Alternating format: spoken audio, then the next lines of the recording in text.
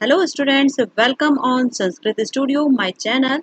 यहाँ पर हम पढ़ेंगे संस्कृत सब्जेक्ट को बहुत ही शानदार तरीके से। चलिए आ जाइए, टॉपिक है हमारा आज का संस्कृत वर्णमाला। लेकिन उससे पहले थोड़ा सा हम देख लेते हैं संस्कृत भाषा का एक सामान्य परिचय। इस वजह से आप जिन भाषाओं को जानते हैं उनके साथ में थोड़ा सा रिलेट कर पाएंगे। ओके, चलिए देखें, आज की इस क्लास में पढ़ रहे हैं हम सबसे पहले संस्कृत भाषा का सामान्य परिचय। आप स्टूडेंट्स जो हिंदी में संज्ञा और सर्वनाम पढ़े हुए हैं और इसको आपने इंग्लिश में नाउन या प्रोनाउन के नाम से जाना है, ये सभी संस्कृत में शब्द रूप के नाम से पढ़े जाते हैं।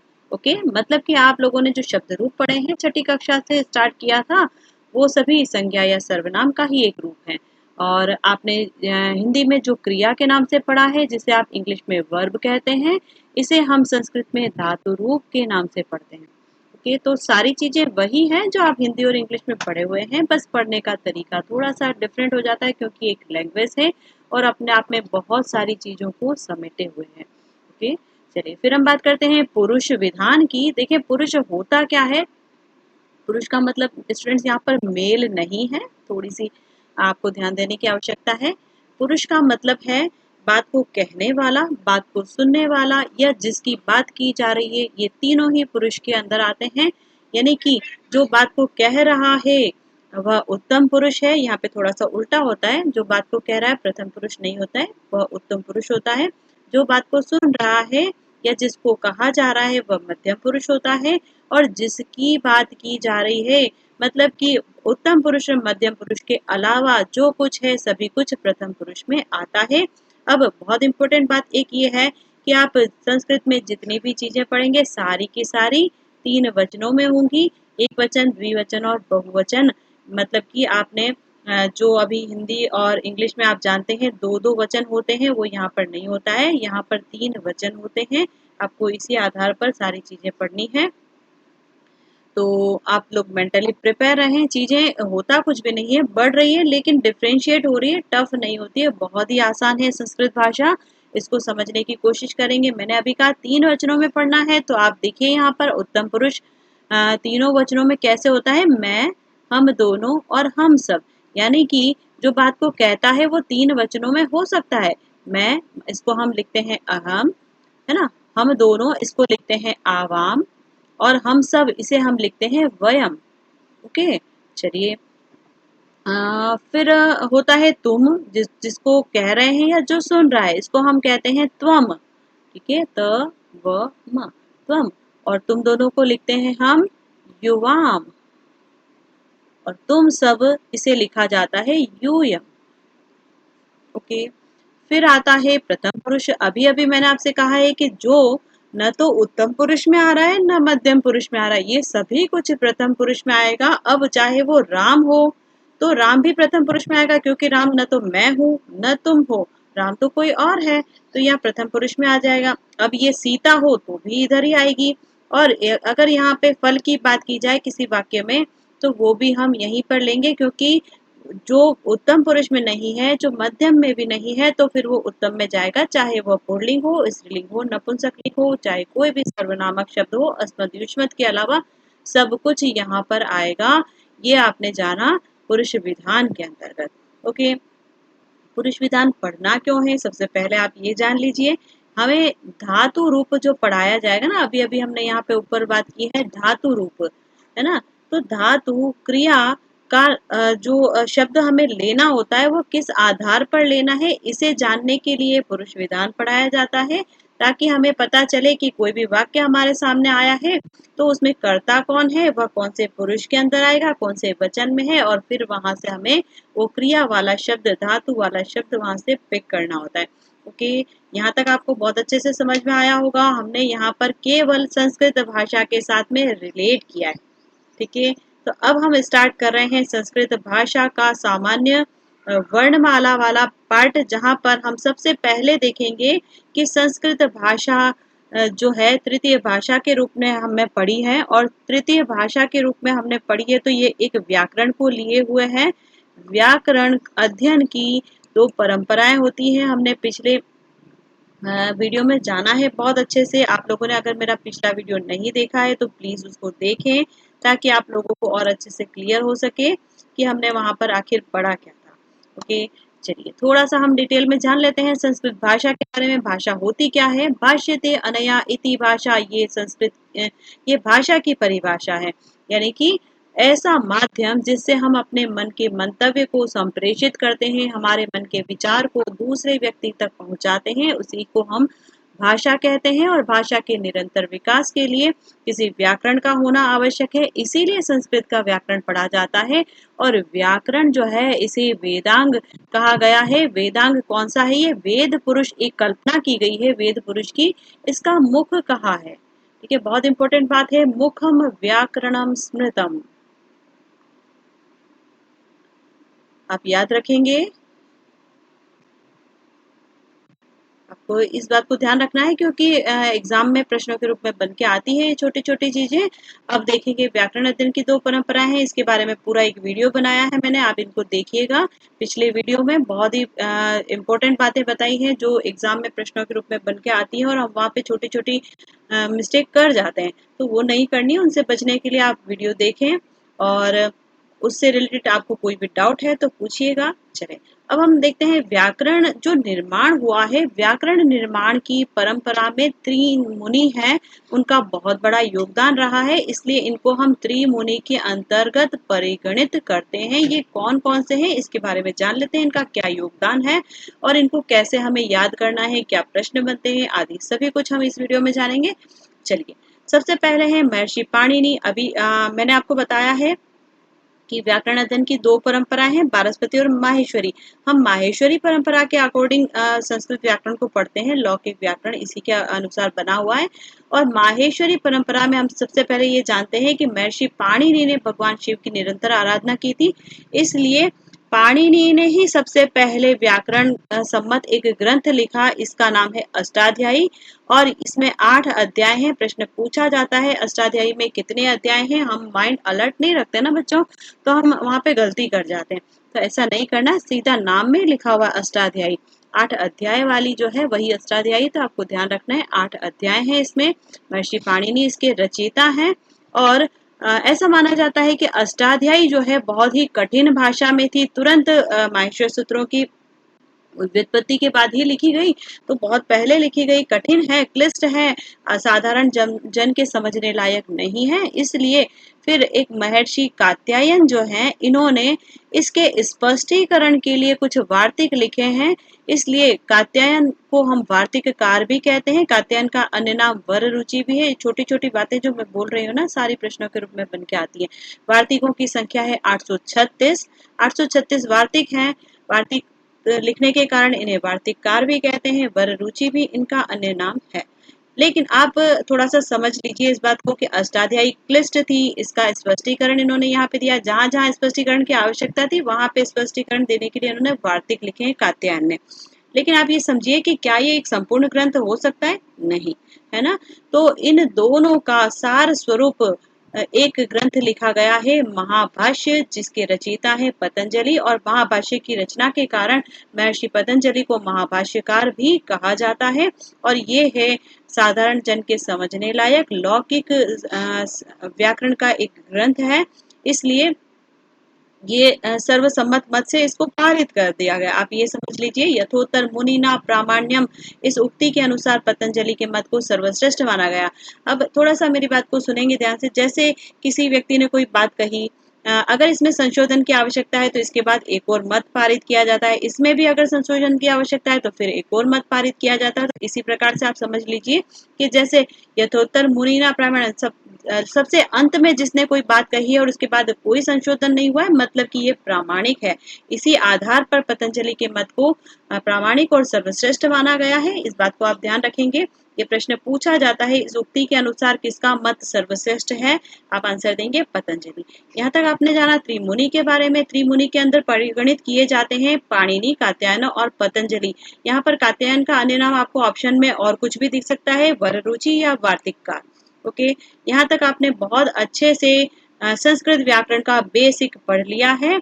चलिए अब हम आते हैं अ, हमारी वर्णमाला के ऊपर संस्कृत वर्णमाला पढ़ेंगे हम। माहेश्वर सूत्रों के अनुसार बहुत बहुत बहुत ज्यादा इम्पोर्टेंट पार्ट है, इसको मोस्ट इम्पोर्टेंट मार्क कर दीजिए, यहाँ पर भी और इधर भी। ओके, चलिए हम स्टार्ट कर रहे हैं यहाँ से। आप लोगों ने स्टूडेंट्स हिंदी वर्णमाला पढ़ी है और सबसे पहले वहाँ पे स्वर पढ़े थे, यहाँ भी हम स्वर ही पढ़ेंगे। उसके बाद हम यहाँ 5वें से 14वें सूत्र तक हम पढ़ेंगे व्यंजन। ओके, चलिए रेडी हैं आप सभी स्वर पढ़ने के लिए। सबसे पहले स्वर के लिए हम प्रत्याहार बना रहे हैं, सूत्र नंबर 1 से लेकर 4 तक। सूत्र नंबर 1 का प्रथम वर्ण है अ, 4 का अंतिम वर्ण है च। इन दोनों को मिलाकर प्रत्याहार की परिभाषा होती है आदि अंत्यन संहिता, यानी कि आदि प्रथम वर्ण, अंत्यन यानी कि अंतिम वर्ण, दोनों मिलकर जब अपने मध्य आने वाले सभी वर्णों का बोध कराते हैं तो उसे प्रत्याहार कहते हैं। तो आपने यहाँ पर बनाया प्रत्याहार अ च, ये स्वर का प्रत्याहार है, इसके अंदर सभी स्वर आ जाएंगे। देखिए कौन कौन से हैं, अ ई उ। इसके अंतिम वर्णों को हम परिगणित नहीं करेंगे, अंतिम हलंत वर्ण केवल प्रत्याहार बनाने के लिए होते हैं। यहाँ पर इनको हम फिर हटा देंगे, इनकी इत संज्ञा हो जाती है, इनकी गणना नहीं की जाती। अ ई उ, री री, ए ओ आई औ। तो स्टूडेंट्स आपने यहाँ पे क्या जाना, 9 आपके स्वर हैं। कौन कौन से, 1 2 3 4 5 6 7 8 9। ओके, तो हमने सबसे पहले यहाँ पे अच प्रत्याहार पढ़ लिया है जिसमें 9 स्वर हैं। अब आ जाते हैं आगे। 5वें सूत्र का पहला वर्ण है ह और 14वें सूत्र का अंतिम वर्ण है ल। तो आप यहाँ पर ह ल प्रत्याहार का निर्माण कर रहे हैं। हल प्रत्याहार के अंदर आते हैं आपके सभी व्यंजन, जिसमें हम पढ़ेंगे सभी व्यंजनों को अलग क्रम से, जो आपने अभी तक नहीं पढ़ा है। आप लोगों ने हिंदी वर्णमाला में स्वर व्यंजन तो क्रम से ही पढ़े हैं, लेकिन वहां पर आपके वर्णमाला में जब व्यंजन आपने पढ़े थे तो कैसे थे, ऐसे वर्ग के अनुसार थे ना, क च ट त और प। बस आप जो जानते हैं उसी आधार पर हम संस्कृत वर्णमाला को भी पढ़ेंगे।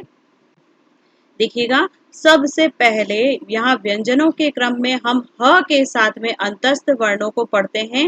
ह पढ़ रहा है, हमने सबसे पहले यहाँ पे हम लिख देते हैं ह, जो कि ऊष्म वर्णों के अंदर आता है। और अंतस्थ वर्ण पढ़ रहे हैं हम लोग। अंतस्थ वर्ण क्या होते हैं आपके, य व र ल, है ना। तो यहाँ पे देखिए यण प्रत्याहार है, इसमें पढ़ रहे हैं हम अंतस्थ य व र और ल। तो ये पीछे अंतिम हलंत वर्णों को हम हटा दे रहे हैं, तो इसको यहाँ पे हम लिख देते हैं य व र और ल। ये हो गए आपके अंतस्थ। ओके, फिर इससे पहले हमने पढ़ लिया है ह, यहाँ से हमने स्टार्ट किया है। अब आते हैं, ये इसको हमने पढ़ा है 5वें और 6ठे सूत्र के अंदर। अब आते हैं हम 7वें सूत्र में। 7वां सूत्र है पंचम वर्णों को लिए हुए सभी वर्गों के पंचम वर्ण पढ़ रहे हैं हम लोग। कहाँ पर, सूत्र नंबर 7 में। याद रखेंगे आप प्रश्न क्या बनते हैं, इसकी भी हम प्रैक्टिस करेंगे नेक्स्ट वीडियो में। अभी हम इसको जान लेते हैं वर्णमाला को कैसे पढ़ी जाती है। चलिए, पंचम वर्ण पढ़े हैं हमने 7वें सूत्र में, क्या क्या है इनको देख लेते हैं। य म ग ण न, और आपका हो गया ये म हट जाएगा यहाँ से, इसको गणित नहीं किया जाएगा। तो ये पांचों हो गए आपके पांचों वर्गों के पांचों पांचों वर्ण। कहाँ पढ़े हमने, 7वें सूत्र में। प्रत्याहार कौन सा है, यम प्रत्याहार। य म प्रत्याहार में आपने पढ़ा है पंचम वर्ण, सूत्र नंबर 7। आगे आ जाइए, 8वें और 9वें सूत्र में पढ़ते हैं आप सभी चतुर्थ वर्ण। सभी वर्गों के चतुर्थ वर्ण प्रत्याहार है झ श प्रत्याहार। मैं लिख देती हूँ यहाँ पर चतुर्थ वर्ण पढ़े हैं आपने किसमें, 8वें और 9वें सूत्र में। और प्रत्याहार है आपका झ श। ओके, चलिए आगे बढ़ते हैं। 10वां सूत्र। 10वें सूत्र में पढ़ रहे हैं आप सभी तृतीय वर्ण, वर्गों के तृतीय, सभी पांचों वर्गों के तृतीय वर्ण पढ़ रहे हैं आप 10वें सूत्र के अंदर। और ये प्रत्याहार है ज श प्रत्याहार। ध्यान रखना, ये सारी बातें जो मैं यहाँ पे लिख रही हूँ ना, सारी प्रश्नों के रूप में कैसे भी पूछी जा सकती है और क्या प्रश्न बनेंगे, इनकी भी प्रैक्टिस करेंगे हम नेक्स्ट वीडियो में। अभी यहाँ पर इस वर्णमाला को समझ लेते हैं क्या क्रम रहता है। ध्यान से सुनेंगे, बातें समझ में आ जाएंगी। अब देखिए 11वें और 12वें सूत्र में हम पढ़ेंगे सम्मिलित रूप से सभी वर्गों का द्वितीय और प्रथम वर्ण कैसे होता है। देखिएगा, यहाँ से शुरू करेंगे हम। ख फ छ ठ थ, बस यहीं तक हो गए आपके सभी द्वितीय वर्ण। और इसके बाद आते हैं आपके यहाँ से शुरू करेंगे फिर से च ट त, इसको नहीं गिनेंगे, क प, य को भी नहीं गिनेंगे। तो च ट त क प ये हो गए आपके सभी वर्गों के प्रथम वर्ण। आप लोगों ने देख लिया। द्वितीय वर्ण पढ़े हैं आपने कहाँ पर? द्वितीय और प्रथम वर्ण दोनों पढ़े हैं आपने 11वें और 12वें सूत्र में सम्मिलित रूप से, और इनके प्रत्याहार भी आप बनाकर देख लेंगे क्या बनते हैं। आगे आ जाइए। 13वां और 14वां सूत्र, इन दोनों में सम्मिलित रूप से हम पढ़ रहे हैं शल प्रत्याहार है और बन रहा है क्या? उष्म व्यंजन वाला प्रत्याहार। श, श, स और ह। र और ल को नहीं गिनेंगे, केवल प्रत्याहार बनाने के लिए अंतिम वर्णों को गिना जाता है। तो हमने यहाँ पर श, स और ह को हमने पहले भी पढ़ लिया, एक बार फिर से ह पढ़ा है। अभी इससे संबंधित भी प्रश्न बताऊंगी मैं आपको कैसे प्रश्न पूछे जाते हैं। चलिए एक बार फिर से हम इसको देख लेते हैं ताकि आप लोगों का डाउट क्लियर हो जाए। अभी फर्स्ट टाइम पढ़ रहे हैं ना, तो थोड़ा सा आप लोगों का बीपी बढ़ गया होगा कि कैसे इसे हम याद करें। ऐसा नहीं करना है, टेंशन नहीं लेना है, हम यहीं पर हैं। आपको कभी भी कोई भी डाउट लगता है किसी भी टॉपिक के रिगार्डिंग, आप कभी भी पूछ सकते हैं। आपका संदेह निश्चित रूप से दूर किया जाएगा।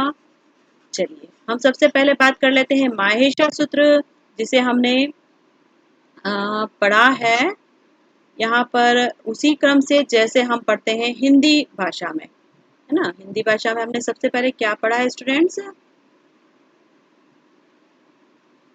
स्वर, है ना। तो यहाँ पर भी हम स्वर पढ़ेंगे। सबसे पहले यह अ से लेकर च तक अच प्रत्याहार स्वर बन गया है इसमें, और 9 स्वर हैं। कौन कौन से? अ, ई, उ, री, री, ए, ओ, आई, औ।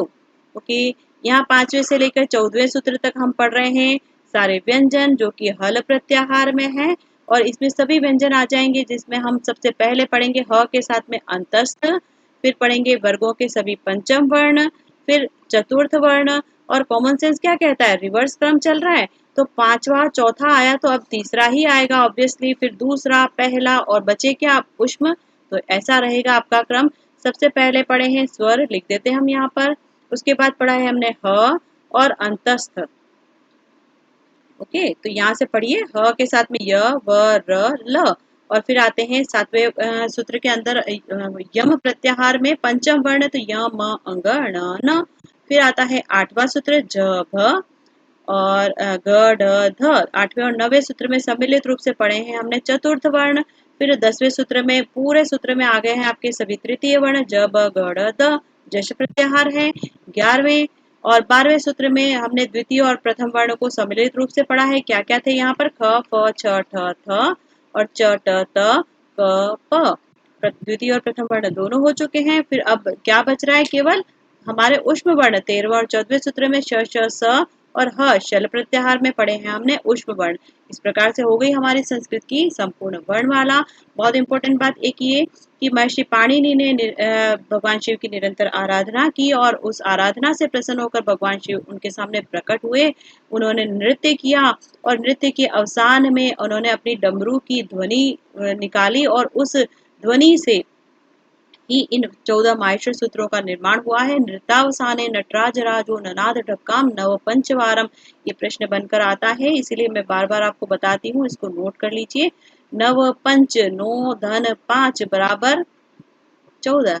इस प्रकार से बने हैं ये 14 माहेश्वर सूत्र, और केवल मात्र इन्हीं 14 माहेश्वर सूत्रों से संपूर्ण संस्कृत व्याकरण का निर्माण हुआ। और इन माहेश्वर सूत्रों के अन्य नाम भी आप याद कर लीजिए: अक्षर समामनाएं, वर्ण समामनाएं, वर्णमाला सूत्र, प्रत्याहार सूत्र, और एक और इम्पोर्टेंट है नाम इसका, जो मैं यहाँ पे लिख रही हूँ, आप लोग नोट कर लेंगे। इसे हम शिव सूत्र जालम इस नाम से भी जानते हैं। ओके, चलिए यहाँ तक हमने बहुत अच्छे से पढ़ा है माहेश्वर सूत्रों को। आई होप कि आपको बहुत अच्छे से समझ में आया भी होगा।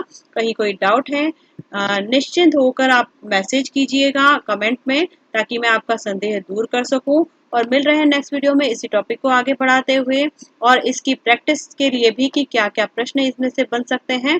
छोटे छोटे प्रश्न होते हैं, जैसे कि माहेश्वर सूत्रों में ऐसा कौन सा वर्ण है जिसका 2 बार विधान हुआ है? तो देखिए एक ये है ह है, केवल मात्र एक ही वर्ण है जिसका 2 बार विधान हुआ है, ठीक है ना। और कहाँ पर अ की इत संज्ञा हुई है, कौन से प्रत्याहार में क्या है, प्रत्याहारों की संख्या क्या है, प्रत्याहार की परिभाषा क्या है, इत्यादि सभी कुछ जो कुछ भी संभावना है इस टॉपिक से प्रश्न बनने की, सभी कुछ देखेंगे हम अगले वीडियो में। तब तक के लिए ऑल द बेस्ट आप सभी को। पढ़ते रहें, प्रिपरेशन करें तब तक जब तक कि लक्ष्य हासिल नहीं हो जाता, और टारगेट को हमेशा यहाँ पर सामने रखना है, कभी भी डिस्ट्रैक्ट नहीं होना है। और आपके सपने को साकार करेंगे हम यहाँ इस चैनल के माध्यम से। जुड़े रहें, सब्सक्राइब करें चैनल को, बेल आइकन को दबाएं ताकि नेक्स्ट वीडियो का नोटिफिकेशन आप तक पहुंच सके। बहुत जल्दी मिल रहे हैं नेक्स्ट वीडियो में, तब तक के लिए ऑल द बेस्ट आप सभी को। Thank you.